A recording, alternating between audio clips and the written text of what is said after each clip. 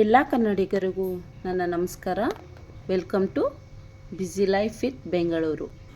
ಇವತ್ತು ಹಳ್ಳಿಗಳಲ್ಲಿ ಮಾಡೋ ಶೈಲಿನಲ್ಲಿ ಗರಿಗರಿಯಾದ ಅವರೆಕಾಳು ಮಿಕ್ಸ್ಚರ್ ಹೇಗೆ ಮಾಡೋದು ನೋಡೋಣ ಬನ್ನಿ.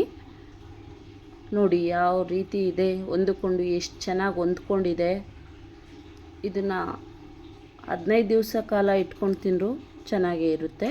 ಮೊದಲನೇದಾಗಿ ಇದಕ್ಕೆ ಇದ್ದುಕೊಂಡಿರೋ ಅವರೆಬೇಳೆ 1 ಕಪ್ನಷ್ಟು, ನಂತರ ಕಡಲೆ ಬೀಜ 3/4 ಕಪ್ನಷ್ಟು, ಕಡಲೆಪಪ್ಪು 1/4 ಕಪ್ನಷ್ಟು, ಅವಲಕ್ಕಿ ಅರ್ಧ ಭಾಗದಷ್ಟು. ಇದು ಗಟ್ಟಿ ಅವಲಕ್ಕಿ ತೊಗೊಂಡಿದ್ದೀವಿ, ಇದಕ್ಕೆ ಗಟ್ಟಿ ಅವಲಕ್ಕಿನೇ ಚೆನ್ನಾಗಾಗುತ್ತೆ. ಕೊಬ್ಬರಿ ಅರ್ಧ ಬಟ್ಲಷ್ಟು ಸಣ್ಣದಾಗಿ ಈ ರೀತಿ ಸ್ಲೈಸ್ ಮಾಡಿ ಹೆಚ್ಚಿಟ್ಕೋಬೇಕಾಗುತ್ತೆ. 3ರಿಂದ 4 ಬೆಳ್ಳುಳ್ಳಿನ ಸಿಪ್ಪೆ ಸಮೇತ ಬಿಡಿಸಿ ಜಜ್ಜಿಟ್ಕೋಬೇಕು. ಇದು ಒಗ್ಗರಣೆಗೆ ಒಂದು 4ರಿಂದ 5 ಒಣಮೆಣಸಿನ್ಕಾಯಿ, ಅರಿಶಿನ ಅರ್ಧ ಟೇಬಲ್ ಸ್ಪೂನಷ್ಟು, ಅಚ್ಚ ಖಾರದ ಪುಡಿ 1.5 ಟೇಬಲ್ ಸ್ಪೂನಷ್ಟು, ಉಪ್ಪು ರುಚಿಗೆ ತಕ್ಕಷ್ಟು, ಕರಿಬೇವು ಸ್ವಲ್ಪ ಜಾಸ್ತಿನೇ ಇರಲಿ ಕರಿಬೇವು. ನಂತರ ಎಣ್ಣೆ ಬಿಸಿ ಮಾಡೋಕ್ಕೆ ಇಟ್ಕೊಂಡಿದ್ದೀನಿ, ಕರಿಲಿಕ್ಕೆ ಬೇಕಲ್ವ. ನೋಡಿ ಎಣ್ಣೆ ಬಿಸಿಯಾಗಿದೆಯಾ ನೋಡೋಣ ಬನ್ನಿ. ಬಿಸಿಯಾಗಿದೆ. ಈಗ ಇಟ್ಕೊಂಡಿರೋ ಅಂಥ ಅವರೆಬೇಳೆನ ಎಣ್ಣೆಗೆ ಹಾಕೋಣ.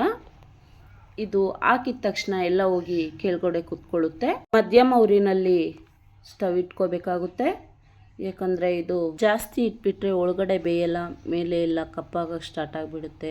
ನಾವು ಆಗಿದೆ ಅಂತ ತೆಗ್ದಿಟ್ಬಿಟ್ಟಿರ್ತೀವಿ, ಆದರೆ ಅದು ಒಳಗಡೆ ಚೆನ್ನಾಗಿ ಬೆಂದಿರಲ್ಲ, ಅದು ಗರಮಾಗಿ ಆಗಿರಲ್ಲ. ಹಾಗಾಗಿ ಇದು ಅವರೆಕಾಳು ಸ್ವಲ್ಪ ಟೈಮ್ ತೊಗೊಳುತ್ತೆ ಬೇಯೋದಕ್ಕೆ.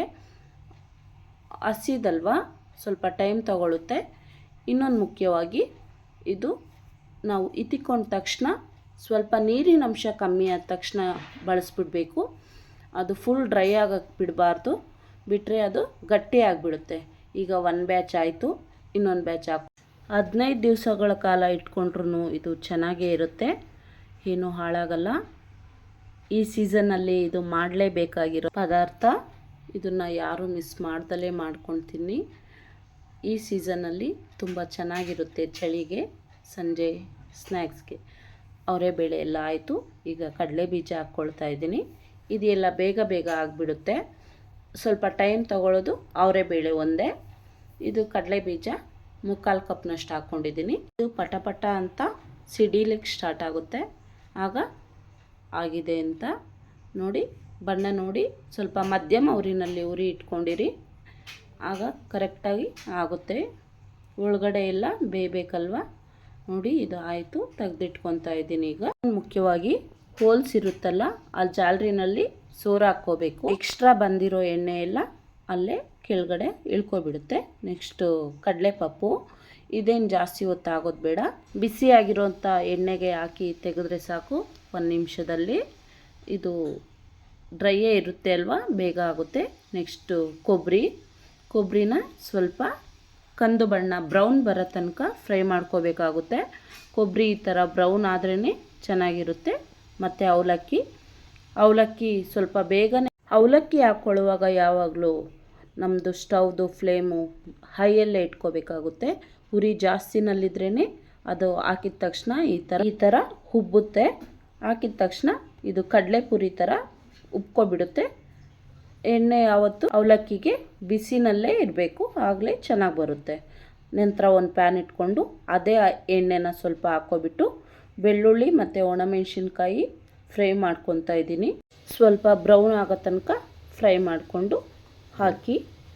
ಈಗ ಕರಿಬೇವಿನ ಸೊಪ್ಪು ಸ್ವಲ್ಪ ಜಾಸ್ತಿನೇ ಹಾಕಿ. ಈ ಮಿಕ್ಸ್ಚರಲ್ಲಿ ಕರಿಬೇವು ಮತ್ತು ಬೆಳ್ಳುಳ್ಳಿ ಘಮನೆ ಚೆನ್ನಾಗಿರೋದು, ಅದೇ ರುಚಿ ಕೊಡೋದು ಕೂಡ. ಇವಾಗ ಕರಿಯೋ ಅಂಥ ಪ್ರೋಸೆಸ್ ಎಲ್ಲ ಮುಗಿದು ರೆಡಿಯಾಗಿದೆ.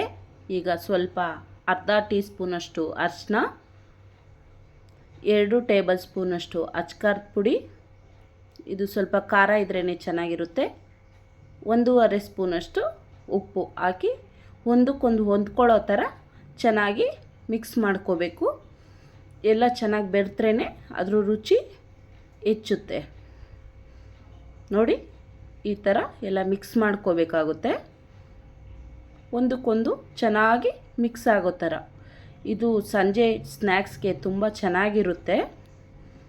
ನೋಡಿ, ಈ ಥರ ಕರಿಬೇವು ಮತ್ತು ಬೆಳ್ಳುಳ್ಳಿನ ಈ ಥರ ಪುಡಿ ಮಾಡ್ಕೊಂಡು ತಿಂದರೆ ಅದ್ರ ಘಮ ಇನ್ನೂ ಜಾಸ್ತಿ ಇರುತ್ತೆ, ಬಾಯಿಗೆ ಹಿತ ಕೊಡುತ್ತೆ. ಅವರೆಕಾಳು ಮಿಕ್ಸ್ಚರ್ ಮಾಡೋ ರೆಸಿಪಿ ಕಂಪ್ಲೀಟ್ ಆಗಿದೆ. ಈ ರೆಸಿಪಿ ಏನಾದರೂ ನಿಮ್ಗೆ ಇಷ್ಟ ಆಗಿದ್ರೆ ದಯವಿಟ್ಟು ನನ್ನ ಚಾನಲ್ನ ಸಬ್ಸ್ಕ್ರೈಬ್ ಮಾಡಿ, ಲೈಕ್ ಮಾಡಿ, ಶೇರ್ ಮಾಡಿ, ಬೆಲ್ ಬಟನ್ನ ಒತ್ತೋದನ್ನು ಮರಿಬೇಡಿ. Thank you.